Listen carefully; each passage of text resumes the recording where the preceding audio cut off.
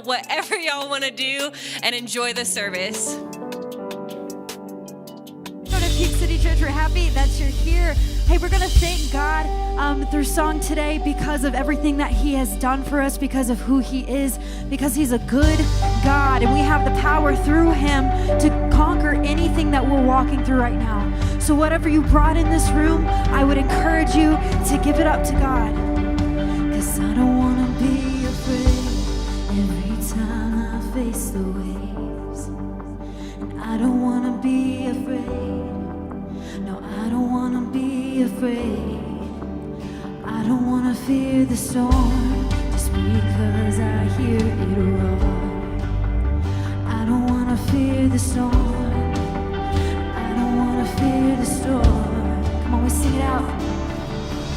Peace, be still, say the word, and I will set my feet upon the sea till I'm dancing in the deep. Oh, peace, be still, you are here, so it is well.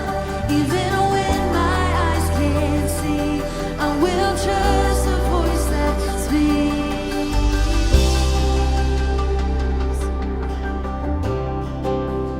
I'm not gonna be afraid, 'cause these waves are only waves. I'm not gonna be afraid.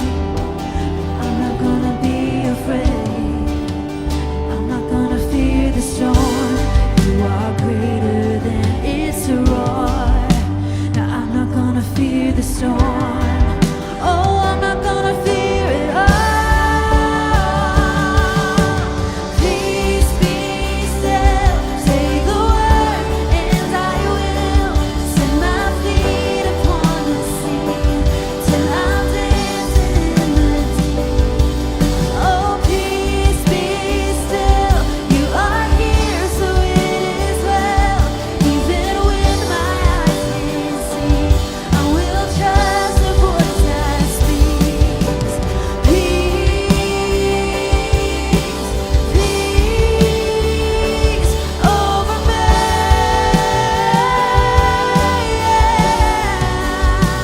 Oh,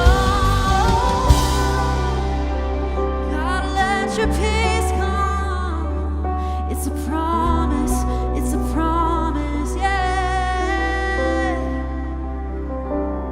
So let faith rise up, oh heart, believe. Come on, sing. Let faith rise up. Oh, it's a prayer. Let faith sing it out. Rise up. Oh, let it rise. Let my heart believe that. Rise up. Oh, let faith rise up. Oh, heart, believe. Let faith rise up in me. Oh, let faith rise up. Oh, heart,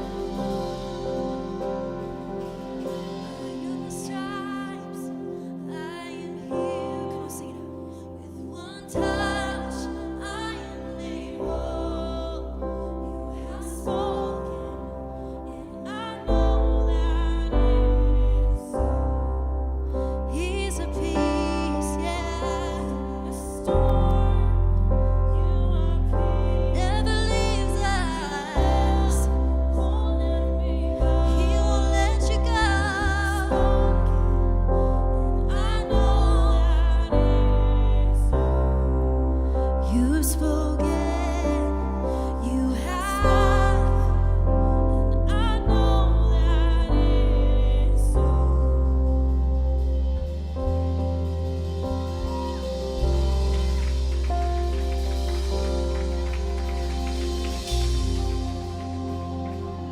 Right now, anything can happen. We claim it boldly right there. Everything can change. It is time. Cast all your cares upon Him. Right here, right now, no fear. Don't fret, just run into His presence. Just know He's got every single tear. Be cleansed in the holy rain of Jesus. Right here, right now, no fear. Just turn your eyes upon Jesus. Turn your eyes upon Jesus.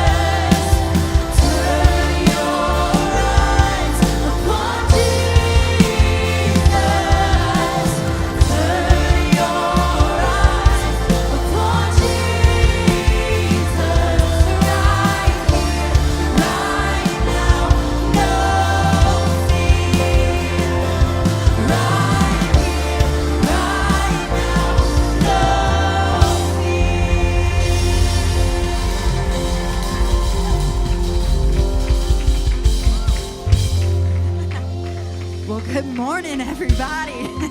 Look at you woken up this morning, huh? Well, hey, it was great worshiping with you guys. My name is Charity. I'm the worship pastor here. Before we jump into the message, if it's your first time here, we're super excited that you're here. Let's go ahead and give a round of applause for our first timers. We know it takes a lot of courage to try something new for the first time, to walk into a new space for the first time. So we're genuinely so happy that you are here. Go ahead and turn around, say hello to a couple people around you. Tell them happy Sunday. We're glad to see you here. And get ready as we jump into our message.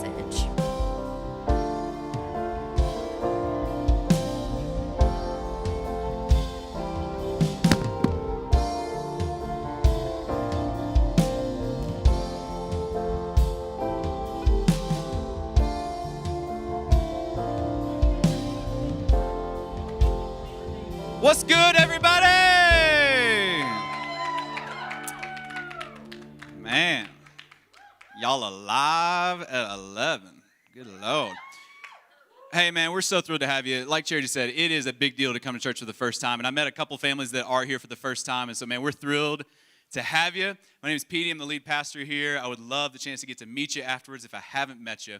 I want to touch on two things before we jump into our message, all right? First is, if you're looking for a really cool way to serve, really cool way to get connected around here, jump on our team that's going to be helping move from this location to our new location. All right, we got a move team. The website to sign up for is right there, peakcityco.com/move. If you didn't know, we're about to move. All right, we're about to move from this building to a brand new building over at 1710 Dublin Boulevard. We can celebrate that. It's going to be dope. It's awesome. Like, God has blessed us with this incredible, it's the first time our church has owned a home of our own, right? And so this is a big deal. It's going to be awesome. We're going to launch in that building on April 4th, Easter Sunday. Our last Sunday here in this building is March 14th. After today, we've got 3 Sundays left here. And then it's on like Donkey Kong. I mean, we got to move. So if you want to serve, man, this is a great way to serve, to help. I also want to touch on this for a second. I had a couple of people over the past 2 or 3 weeks who have said, Petey, I snuck in the building. And which is cool, right? Because that's thievery, I guess, or robbery. People just sneaking in the building. But a construction site, who cares? If you put a hard hat on and you walk in and act like you own the place, they're not going to say anything. So I actually said this last service, and the the construction manager of the project was here. And I didn't know it until afterwards. He was like, people are sneaking in our building? I'm like, sorry, man, they are. I had a couple people that told me they snuck in the building, and what their feedback was, dude, that's a big building. That's a lot of space. That's a big old building, especially in comparison to what we have now. Is that too big of a building for us? And I was like, heck no, it ain't too big of a building for us. We're not building for the past. We're not building for the present. We're building for the future. We're building for where God's leading us. And man, we got hundreds of thousands of people in this city that need to know who Jesus really is and what he's really all about, and how much he loves them. And so, man, we're praying like crazy. That building is going to be eventually packed in years to come. And so, man, I'm pumped about it. It's going to be great. So jump on the move team. Second thing I want to talk about is, in preparation for that, I want to touch on something, kind of like a real talk moment for us, right? A real talk moment of what COVID and what the pandemic has done to not just our church, but really every faith community. All right, so it's interesting when I talk with pastors at other churches in our city and all around the country. Everybody's basically saying the same thing, and that is that when we get up on stage and we look out at y'all, y'all are beautiful, right? Beautiful crowd, beautiful people. You look great, but it's for every pastor, it's a little weird, and not just new pastors like me. Seasoned pastors have been with their churches for years, because you look out and you just don't know everybody. You look out and there's new people I've seen before, and honestly, if y'all look around, you're if you were a Peak City person before all this, you look around and you're like, it's just, but you need to understand, this has happened at every church. At every church, when you're not together for a year, people move away, people move to other churches, new people come online, new people check out. This is normal for church life, but we need to call for what it is. The pandemic has stretched the fabric of our church community, right? It is no longer and this is not just us, this is every church, is no longer as tightly knit as it once was, right? And that's what happens when you don't see people for a solid year, right? That's what happens when you're not in person for a solid year. and while we can lament that is real talk about the pandemic, we can lament what the pandemic has done. But at some point, we got to turn the corner and stop lamenting and get back to culture building. Get back to building the community that God has called us to build. And so, man, next Sunday, we're going to talk about small groups. We're going to talk about what, the church, the church programming function, right? The way we try to program community for you. And we're going to talk about that, right? That's one part of it. You know what's way more powerful than the church programming community? Is us just walking across the room and meeting people. Like us creating the environment where, man, when you see somebody you don't know, walk across the room. Go meet them in the lobby. Go say, hey, I'm new here, you're new here, let's meet. And invite someone to lunch. We have the world's greatest Mexican restaurant attached to our building. Las Palmitas, the Palms, baby.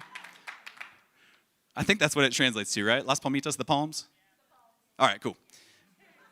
I always thought that was the case. I feel bad if it wasn't. But man, just the way we go back from having a loosely knit church community to having a tight-knit family again and welcoming people in is we just got to get back to the basics of meeting each other, hanging out, building relationships, introducing yourself. So man, that's what we need to get back to. Y'all with it? Y'all ready to rebuild church community? All right. Makes me feel better. Okay. If you have a Bible, go and get to Colossians chapter 3. We're in the middle of a collection of messages called "The Church Has Left the Building." All right, and the reason we're called "The Church Has Left the Building" is that as we move from this building to our new building, we got to remember the church is not a building. The church is people. It's you and me loving each other, loving Jesus, and loving the city around us with everything we've got. Right? That's what the church is. And I believe with all of my heart that this new building we're moving into, and it's going to be incredible. I'm telling you this. I have seen what it is becoming. I have seen it is going to be awesome. But that church. That building is not the church. God does not want our church to be confined to that building. He wants it to be something where 24/7, 365, we are loving each other, loving the city, loving Jesus outside those walls. But if we're going to be that kind of church, we got to strengthen ourselves a little bit, right? Because 2020 took a lot out of all of us. Did some things to us personally that we got to figure out. And so that's what we've been doing this series. We've been reading Colossians, which is a book that has been strengthening believers for thousands of years, and we're regaining a little bit of what 2020 took for us. Now today, what we're going to talk about, what Paul's going to touch on in Colossians 3, is this reality that we all got to just call for what it is. It's part of being human, that oftentimes our beliefs, right, our values, our morals, the things we hold dear inside, our beliefs don't always reflect our behaviors. Right? Oftentimes, the way you act, the things you do, are actually contradictory sometimes to the things that you believe and the things that you value. It's kind of weird. Right? It's like part of being, it's like humaning. You've heard the phrase adulting, adulting is hard. All you teenagers in the room are I hear, 20-something saying adulting is hard. It sounds miserable. It is miserable. Okay? It's miserable. But it does, as a mid-30-something, it brings me great joy to see 20-somethings having to pay their first bills, pay their first mortgage. Oh, adulting is hard. I'm yeah, this is why we're like we are, okay? This is hard. But whether you're an adult, whether you're a teenager, whether you're a kid, it's not just adulting. Humaning is hard. Being a human is a weird, conflicted thing that we all have to experience. I love how Paul writes it in Romans. To me, this is the most relatable passage in the entire Bible, okay? Romans chapter 7, verse 15. It says, I don't really understand myself, for I want to do what is right, but I don't do it. Instead, I do what I hate. Anybody else relate to that? Good Lord. That's what it means to be human. That is humaning 101 right there. I know what I want. Come on, we've got some things in life where you're oh man, I should really do that. I know that's a good thing to do. But I'd rather do anything but that. Then there's some other things in life that you're I know I shouldn't do that, but man, oh man, I kind of want to do that. And you know better, but you can't this is humaning 101. So what happens when your beliefs, what you know to be true, don't line up with your behaviors? Right? And the truth is during the pandemic, a lot of us have slipped into some behaviors, and we do some things on a regular basis that don't line up with our beliefs. And so what Paul's going to give us today is practical help. It's practical advice, whether you follow Jesus or not, whether you believe in God yet or not. It is practical advice. I'm just going to warn you, it's tough. But I'm telling you, if you'll follow it, you will line up your behaviors with your beliefs a lot better. Now, before we jump into Colossians 3, verse 1, you got to understand one thing, one little bit of context, okay? But before you read any of Paul's words on behaviors, like Paul wrote most of the New Testament, and anytime you see him writing about our actions and our behaviors and what we should and shouldn't do, you need to know that Paul had an experience that was always in his mind that was informing his words. There was something that Paul witnessed, and he could never unsee it. He could never unexperience it. It would scar him forever. Okay, have you ever had an experience like that? Where like you were there, and you can put yourself back in that space and that place and that outfit around those people on that day because you remember where you were when it happened, right? Like for many of us, it's 9/11. You can remember where you were, exactly what you were doing, who you were around when you saw the World Trade Center towers fall. That's a scarring experience. I've had some scarring experiences in my life. I had an experience that made me hate the state of Wisconsin forever. Not the people. Love the people. We got some good people in here in our church from Wisconsin. First service, we actually had people like shouting me down from Wisconsin. The people are great. It's just the state I hate, okay? I told you I'm a University of Kentucky basketball fan, right? Big UK basketball fan. You go back about 5 years, we had an undefeated season on our hands. We were 38-0, the greatest team that college basketball has ever seen. That year, the Final Four, which we were in the Final Four at that time, the Final Four was in my hometown city of Indianapolis, Indiana. It was in downtown Indy. My house was a mile away from the stadium where they're going to have the Final Four. Kentucky, it was the perfect event. And then stupid Wisconsin. They stole it from us. They robbed us of it. But the scarring experience was not just losing the Final Four. The scarring experience was that my family, we were such ignorant and arrogant Kentucky fans. We didn't just buy tickets for the Final Four semifinal game. We bought tickets for the championship game because we were going to win. So there I am after the game in the freezing cold, rain pouring down, trying to sell my championship tickets to a bunch of Wisconsin fans.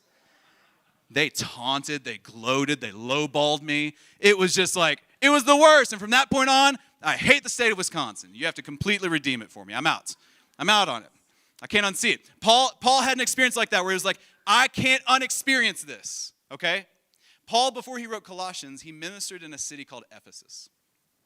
And Ephesus was a town with a lot of great thinkers, a lot of great leaders. And so Paul spent a lot of time in this kind of debate lecture hall with people who believed in other things, spiritual leaders, intellectual leaders of the day, and he was debating for the intellectual grounds to stand on for following Jesus. He was debating for this reality and trying to show them that following Jesus is not just an emotion, that there are actually intellectual, sound arguments to stand on as you follow Jesus. And as he contended for this for over 2 years there, he saw many people who believed one thing before turn and give their lives to Jesus. They turned and began believing other things. But what Paul saw happen in Ephesus was so much greater than what he had seen happen in other places. Because not only did these people who believed other things, taught other things, were experts in other fields, they turned away from that and they began following Jesus. They then did something that was so extreme. It was so radical. It was such an extreme action to make sure that they never went back to their old way of life. And Paul would never be able to unsee it. Acts 19, it says this. It says, a solemn fear descended on the city, and the name of the Lord Jesus was greatly honored. Many who became believers confessed their sinful practices. And a number of them who had been practicing sorcery brought their incantation books and burned them at a public bonfire. The value of the books was several $million. And so the message about the Lord spread widely and had a powerful effect. Now, when you read sorcery and incantation, I know you're sitting there thinking like, we're about to get Hogwarts up in here. We're going Harry Potter. What? This is where the Bible gets weird. Sorcery and that was one of many different spiritual thoughts and spiritual ways and honestly like worldviews back then. So don't think of that as much as Harry Potter. That was just another worldview, like we'd have many worldviews today. And these guys say, you know what? I'm leaving my old ways. I believe in Jesus. I'm going to follow Jesus. But then they took it a step further. They said, I don't ever want to go back to my old way of life. So I'm going to take everything that I used to use in that old way of life, and I'm going to bring it to the middle of the city, and I'm going to put it in a public bonfire, and I'm going to burn it. And we're not talking like the days of Amazon.com today where you can click and have a book on your doorstep 24 hours later for $5.99. This is first century. You can't get a book that quick. These books were worth millions of dollars. And they said, we're going to burn them because we never want to go back to who we used to be. Now, Paul would never be able to unsee that. And so because of that, that influences what he says in Colossians chapter 3. Start in verse 1. Y'all ready? It says this. It says, since then you have been raised with Christ. Set your heart on things above, where Christ is, where he's seated at the right hand of God. Set your minds on things above, not on earthly things. For you died, and your life is now hidden with Christ in God. When Christ, who is your life, appears, then you will also appear with him in glory. Pause. He's saying here, similar to what we said last week, if you want to start following Jesus, first and foremost, you need to get your mind right. Right? He says, get your thing right. Set your mind on Jesus. Get your mind right first, and then it'll be easier to change your behaviors. But now he's going to shift from the mind to the actions, from the beliefs to the behaviors. He says this in verse 5. He says, put to death. Put to death. Kill it. Put to death, therefore, whatever belongs to your earthly nature. Sexual immorality, impurity, lust, evil desires, and greed, which is idolatry. Because of these, the wrath of God is coming. You used to walk in these ways in the life you once lived, but now you must also rid yourselves of all such things as these: anger, rage, malice, slander, and filthy language from your lips. Do not lie to each other, since you have taken off your old self with its practices and have put on the new self, which is being renewed in knowledge in the image of its creator. He says, put to death. Put to death. End it. Destroy it. Have nothing to do with it. It says, rid yourselves. Strong language. Put to death. Now, it's really, really important right now for us to back up for a second and remember who he's talking to. Okay, I think this is where the church in 21st century Western context gets in a lot of trouble when we don't remember who he's talking to. See, I think often as we read lists like these of things you shouldn't do and things you should avoid, and we assume he is talking to the world outside of these walls, right? We assume that he's talking to the culture, saying, hey, culture out there, don't be so sexually immoral, don't be so impure, don't have bad language, don't be bad, stop being so sinful, world. And that's not what he's saying. That's not who he's talking to. This letter was written to Jesus followers. This letter was written to the church. And see, Paul would have never expected someone that hasn't committed their life to Jesus to act like someone who has. Paul would have never, and we should never expect someone or hold someone to a standard of what it means to follow Jesus if they've not made the decision to. No. What Paul's saying is, hey, if you've committed your life to Jesus, you should act like it. You should do what you're supposed to do. You know this. Right? But he points to something. It's this fickle, divided, conflicted nature in us. He says, you need to put to death anything that belongs to your earthly nature. Earthly nature. Now, that's an admission of something that is very unique to the Christian worldview. Right? Many cultural contexts and many worldviews will say that if you cut humanity open, at our core, we are good. Right? If you cut us open, at our core, we will choose love. We are good. At our core, we're good people. Jesus and the teachings of the New Testament would say, at your core, you're not good. You're conflicted. You're conflicted. You've got an earthly nature. You've got this tendency to know the right thing to do and do the wrong thing instead. You've got this tendency to not just eat one zebra cake, but eat the whole box of zebra cakes. Is that just me? Sorry. You've got this tendency, this earthly nature about you. When you know what you should do and you don't do it. And you know you shouldn't do it, and you do it. It's this earthly nature. But then once you hear the gospel and you hear who Jesus is, you have this new self, this new nature, this heavenly nature about you that like now you've got something different going on. You're conflicted, right? You're conflicted between the two. See, it was several summers ago that I was processing through a lot of this in my own life. And I was spending some time with the Lord. I was reading the Bible. I was journaling. And I was at this place in my life where I felt like I was doing okay, right? As a man, as a father, as a husband, as a pastor, I felt like I was doing okay. But I felt like God had so much more for me. Like I felt like he wanted more for me. I felt like he wanted more for me as a husband, wanted more for me as a father, as I'm raising my kids, wanted more for me as a pastor. But the reality is like I had this earthly nature to deal with. It was constantly pulling me back away from the person that I knew that I could be and should be. And in my journal that summer, I drew something in there. I felt like God kind of helped me see kind of the conflict in me. And it was this picture of two islands, right? And again, I can't draw, so it just looked like two blobs. But in my journal, it was two islands. And like you've got the one island where it's like, this is my old life, the place I used to live. Right? And on this old island, your old way of life, you typically live for yourself. All right? Now, I know if you're here and you wouldn't consider yourself a follower of Jesus yet, that might be offensive. I get it. Because you probably do live for, you are sacrificing yourself for the good of your kids, for the good of your spouse. You probably love your family. That's great. But at the end of the day, a lot of that still is self-serving because you wouldn't be able to sleep at night if your kids and your wife and your friends weren't doing good. On the whole, humanity lives for itself. We end up doing a lot of stuff we shouldn't do. My life was a mess before I started following Jesus. But then it's like when I heard the gospel, I heard the good news of who Jesus is, I heard how much he loves you, how much he wanted to forgive me, of the kind of purpose that he had for my life. I started hearing like who Jesus really is, what he's really all about. And then I accepted it. I said yes to it. I said yes to this offer of forgiveness. I said yes to this new purpose in my life. I said yes to Jesus. And so all of a sudden now, I live on a new island.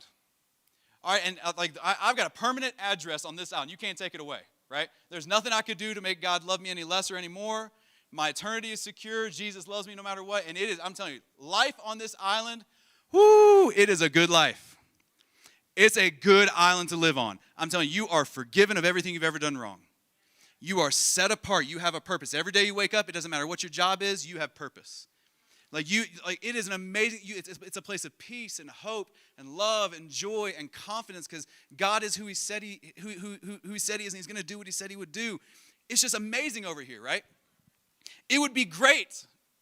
It'd be great if you could just put in like a change of address form with the government and say, hey, I no longer live here. I no longer live on this island. I now live over here. Can you just forward my mail this way? That'd be great, but that's not how it works. It'd be great if when you said yes to Jesus and you got baptized, right? You made that big public decision. We're going to have baptisms on Easter, April 4th. It's going to be great, which is awesome. It's great. It'd be awesome if when you got baptized, you came up out of the water and you felt different, thought different, and acted different like that.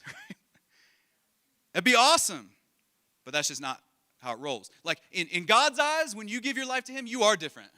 You are completely different. He loves you no matter what. You are set apart, but you still got this earthly nature to deal with.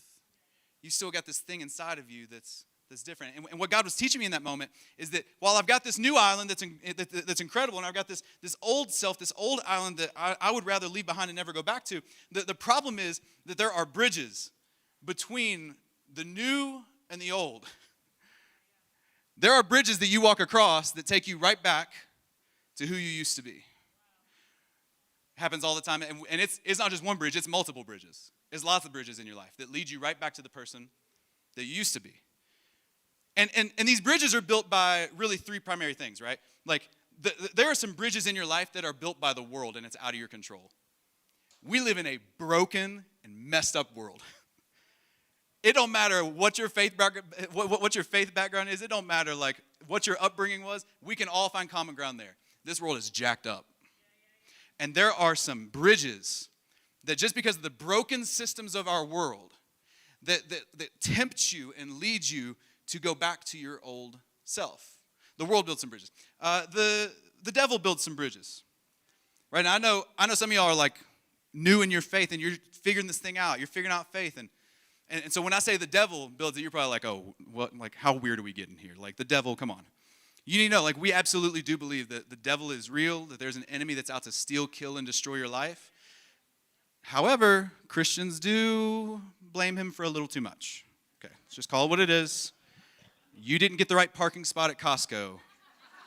And you're like, not today, Satan. I'm circling the block.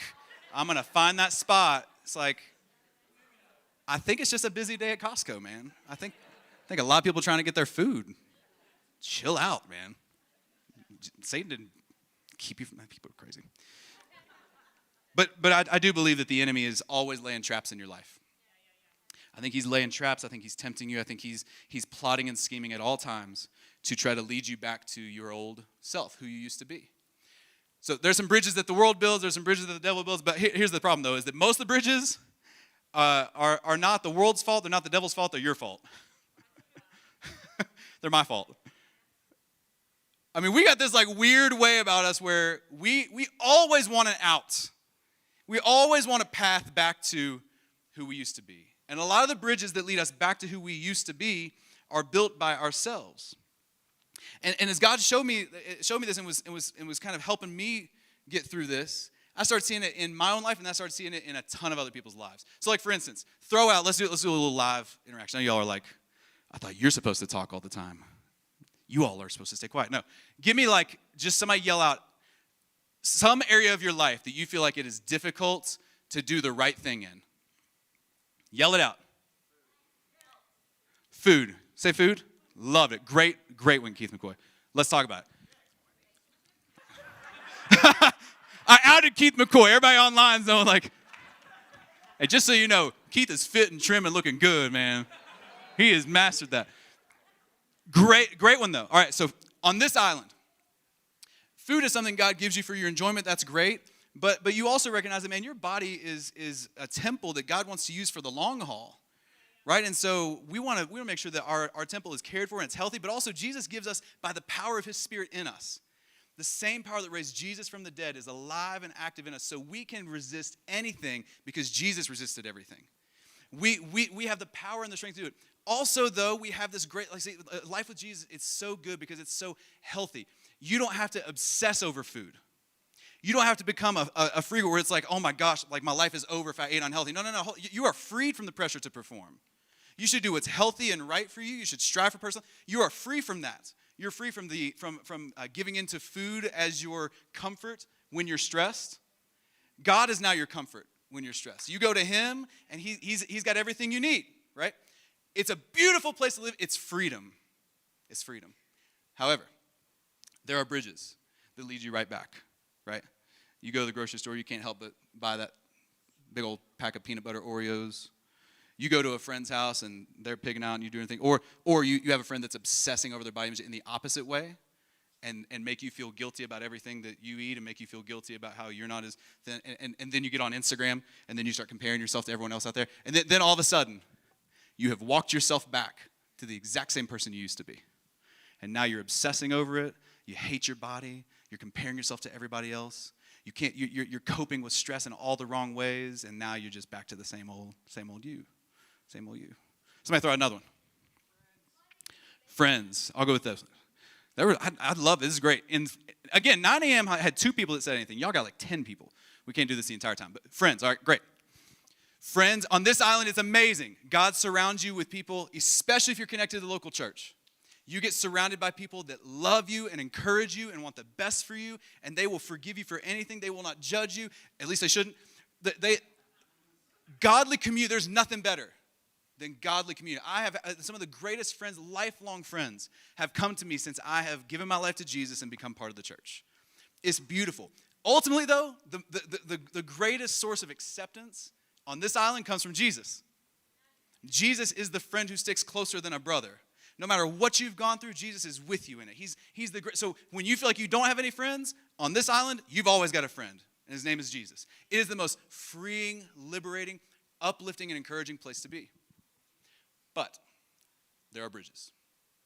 You go to school, and you're like, oh my gosh, I really wish I was on that crew. I wish I was with that crew of people. I wish I was popular like they are.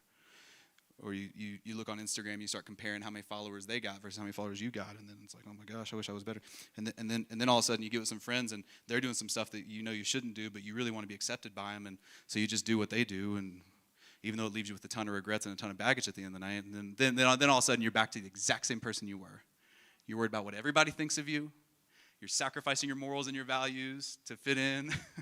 Your beliefs aren't matching your behaviors. I'm telling you, they're bridges. We could do it all. We could talk about sexuality. We could talk about money. We could talk about body image. We could talk about anything. I'm telling you, life on this island is so much better than anything else. I'm not saying it's easier, but man, life with Jesus is so liberating. It's so good. It's so healthy. It's like Jesus wants the best for you. But man, we got bridges that lead us right back to who we used to be. And the problem is many of us are spending our entire day, our entire week, walking back and forth. We're walking back and forth all day long. We'll listen to some worship music on the way to work, and then we get to work and we start talking with the guys and saying stuff we shouldn't say and laughing. And it's like, who are we? Then you go to small group and you're like, man, I'm gonna study the Bible. I'm gonna be in there. I'm gonna love Jesus. And then that night you're at the bar with some friends and you get mixed up with some stuff you shouldn't get mixed up with. And then next day you're at church serving, and then the next day you're hungover. And it's just like, whew. Here's the truth. Walking across this bridge all day long between your new self, who you were created to be, and who you used to be, your old self, is killing you. It's exhausting. It's filled with shame. I talk with so many people that are so just weighed down and burdened with shame and guilt and regret. I mean, some of y'all right now are so fragile in your faith because you have no confidence in yourself. You keep going back and forth, back and forth, back and forth, and you're just fragile. Honestly, you're about to throw in the towel. You're about to be done with this whole thing because you're just sick of it. You're sick of this conflict. And the reason it's killing you is because that's what sin does. That's what sin does. Sin kills you. See, I think there are times in life when we get convinced that sin is inconsequential. I know that word sin is a culturally very faux pas word, right? Like, that's not a word that's popular with culture. I get that. And I think one of the tricks that the enemy has played on us is convincing us that sin is really just inconsequential. It's really just random. It's a random list of rules to appease a random God who just kind of wants you to fall in line. But if you kept doing it, your life's not going to change. Yeah, God's upset with you, but I mean, come on, your life isn't qualitatively different. Man, that could not be further from the truth. That could not be. See, sin breaks God's heart because sin breaks people. Sin breaks God's heart because it breaks people. Sin violates God's most cherished and prized possession, you. When I meet with guys, I've been in ministry for 15 years now, and I've counseled hundreds of guys over those 15 years.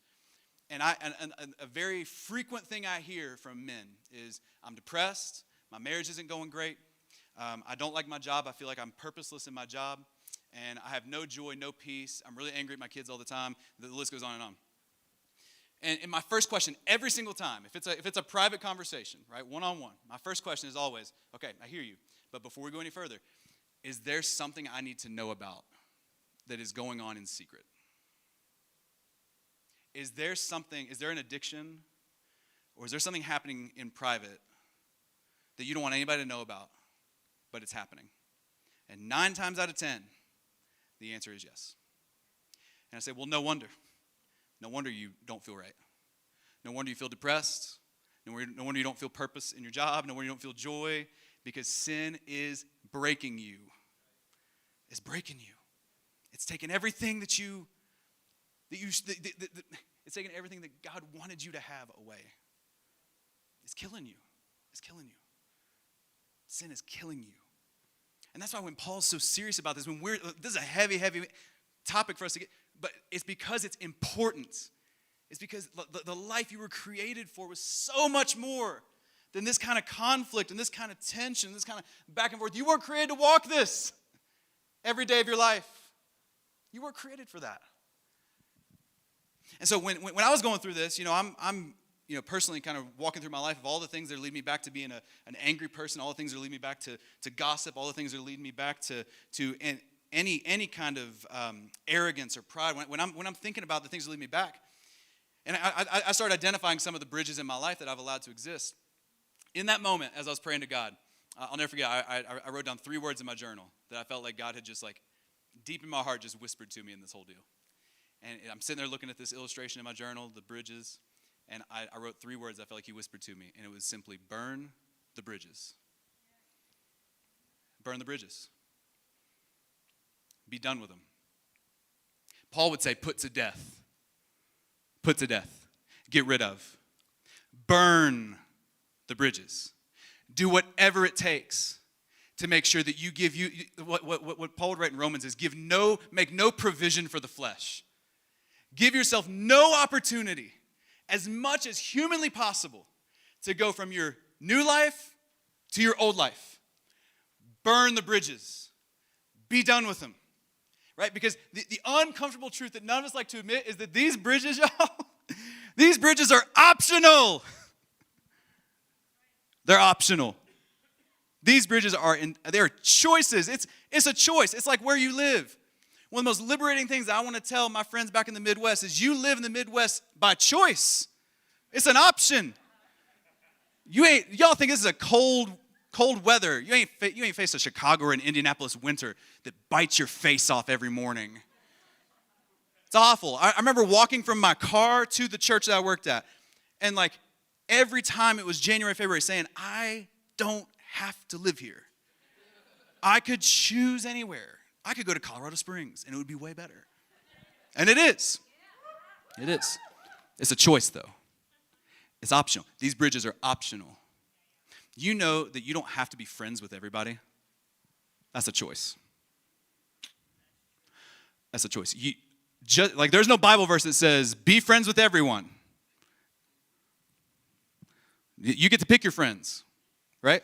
And if there's a friendship in your life that is leading you to constantly go back to a worse version of yourself, that's constantly leading you to gossip, that's constantly leading you to tear down others, that's constantly leading you to compare yourself, and you walk away from that friendship every time feeling worse about your life, man, you don't have to be, you can love them from a distance. God will take care of them, I promise. You can burn the bridge and be done with them. You know, you don't have to date. I know, like, oh my gosh, are we saying kiss dating goodbye? No, I'm just saying, some of y'all that are single out here, you start dating, and you think it's like this cultural mandate that everyone has to date.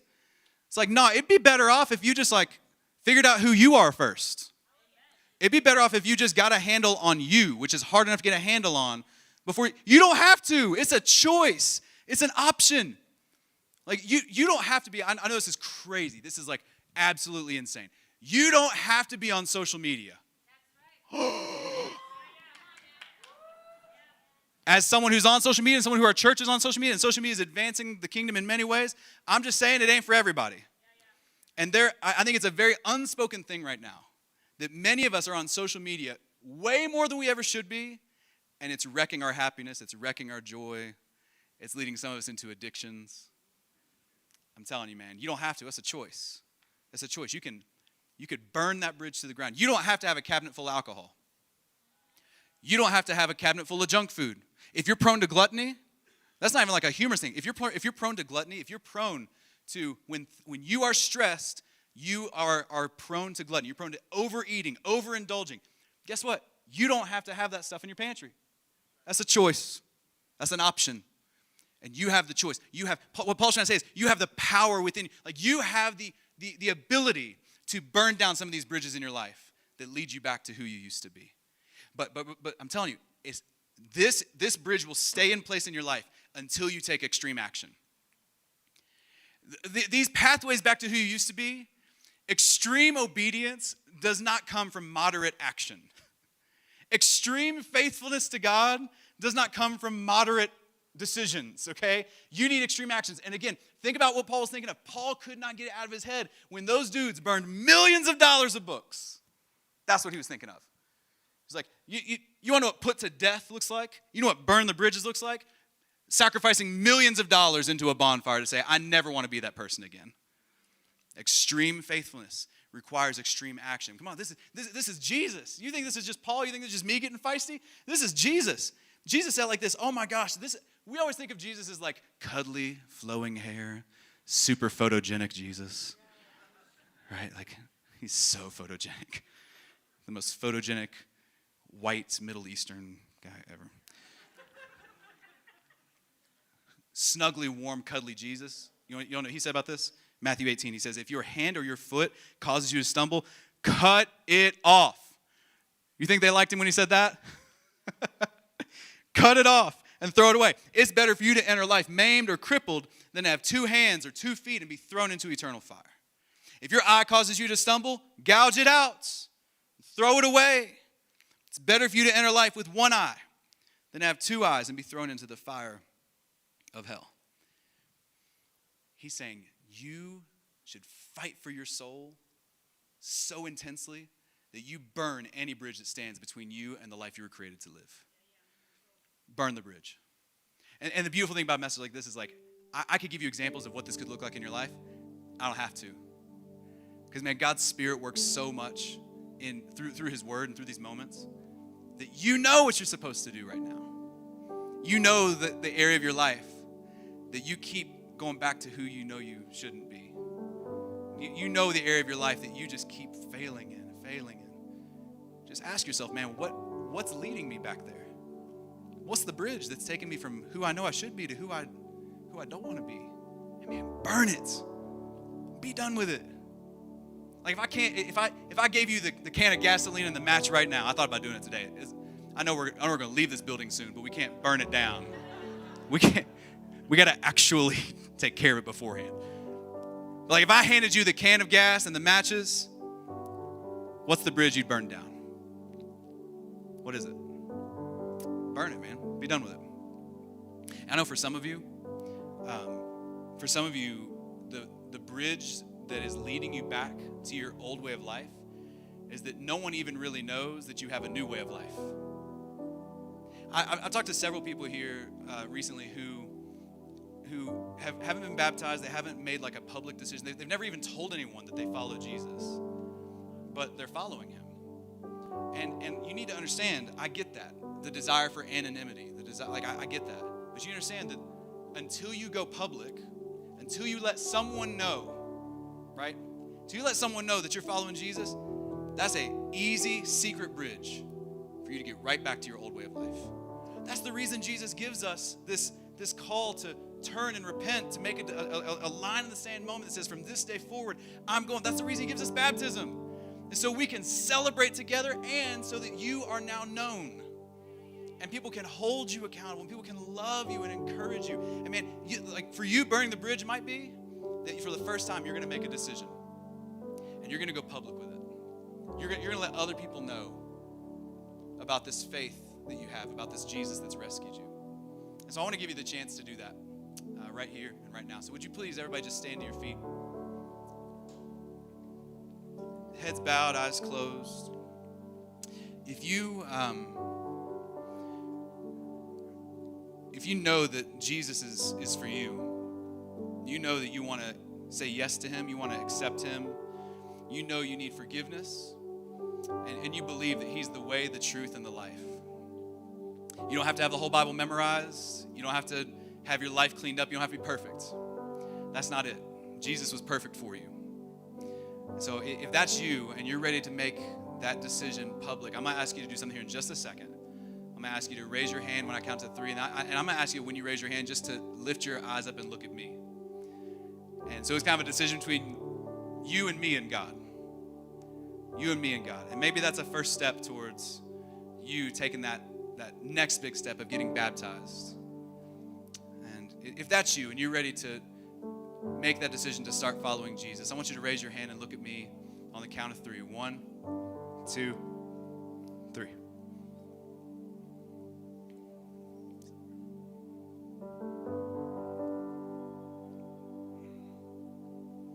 Awesome. You can put your hands down. That's beautiful, man. God's working right now. Let's pray together. Let's pray. And then let's just worship and thank God for what He's doing. God, we love You. And we are so grateful for You. God, I pray for Your Spirit to speak clearly to minds and hearts right now about the bridges they need to burn in their life. God, we want we want to live in this new life that you've given us. We don't want anything to do with the old. So God, give us the power, the confidence, the strength we need to live for you. And God, I'm just so grateful for the people in the room that just said yes to you, for the people in the room that had boldness and courage, and they're making that decision public, and they're burning those bridges. And God, we pray for more of it. We're excited about it, Jesus. And we're just grateful, God. We love you. You never left us hanging. You were here for us. You love us.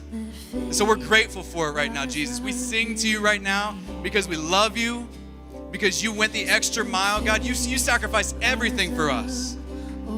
We celebrate that right now. We love you, Jesus. Come on, let's sing together, church. Let's go, man. Let's go. Come on, we sing it out. So let faith rise up.